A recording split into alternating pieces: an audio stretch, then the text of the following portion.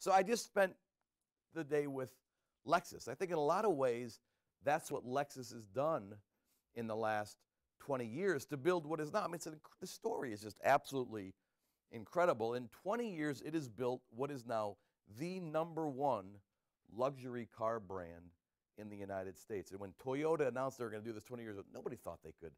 Toyota made reliable but cheap and boring cars. They've now got this incredible juggernaut company, and it was based on, I'm now pretty convinced, a set of insights 20 years ago about rethinking what it meant to be in the luxury car market. And the really clear insight that, although of course it was sort of about the cars, it wasn't ultimately really about the cars. It was about rethinking and reinventing the entire luxury experience in the automobile market. And so and I was hearing quite a lot about it today, one of the first and ongoing things Lexus did is to say the last thing we're going to do is benchmark Mercedes or BMW or all the other car companies. If we want to think really original thoughts in our industry, why would we try to learn from what other car companies are doing? Let's look far afield from the car companies. Look at ideas that are working in other areas and import those ideas into our field. So one of the first things they did was they went to school on the Four Seasons. And they took 500 executives from Toyota, and they spent 3 or 4 days at the Four Seasons. They went through the Four Seasons training classes. I mean, what brand better than the Four Seasons characterizes sort of the luxury experience?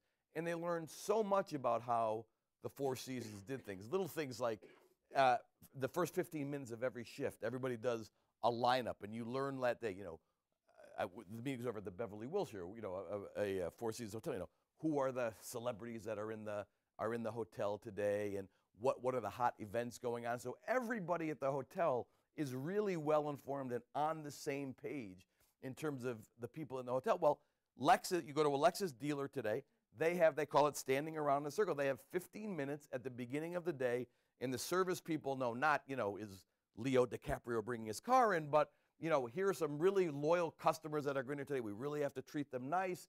Here's a bit of news that you've been reading about in the newspaper about a recall. If you get a question about this, be expected to answer. They've sort of taken that Four Seasons idea and put it into their company. Another little touch. They've got a little touch.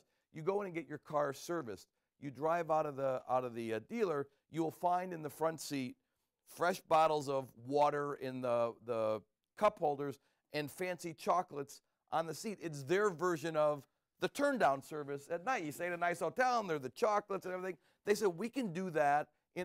Second thing they did in the last 5 years is they studied Apple and the Apple stores. I mean, the most successful on a per square foot basis, the most successful retailer in America today is Apple Computer through the Apple stores. So Lexus went out to the Apple stores, and they saw these Genius bars in the Apple stores. I'm sure a lot of you, where you walk in with your busted iPod or your broken laptop, or you don't know how something works, and rather than having to pay somebody $100 on a service contract or call some call center somewhere where you don't even know, nobody knows anything about your computer, you go into the Apple store. You might have to wait in line for a few minutes, but you go up to the Genius bar, and one of their geniuses fixes it or explains it to you, what have you. Well, what Lexus understood about their cars is they now come with, Bluetooth phones and this incredibly powerful GPS navigation system, and nobody understands how to use them.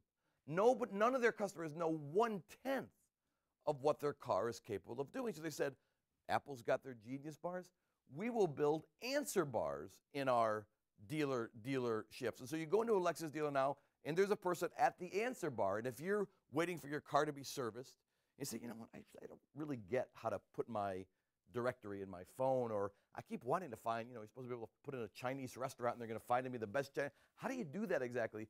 It has become such a powerful force for connection between Lexus and his customers, and it was just ripped off quite directly, and they make no bones about it.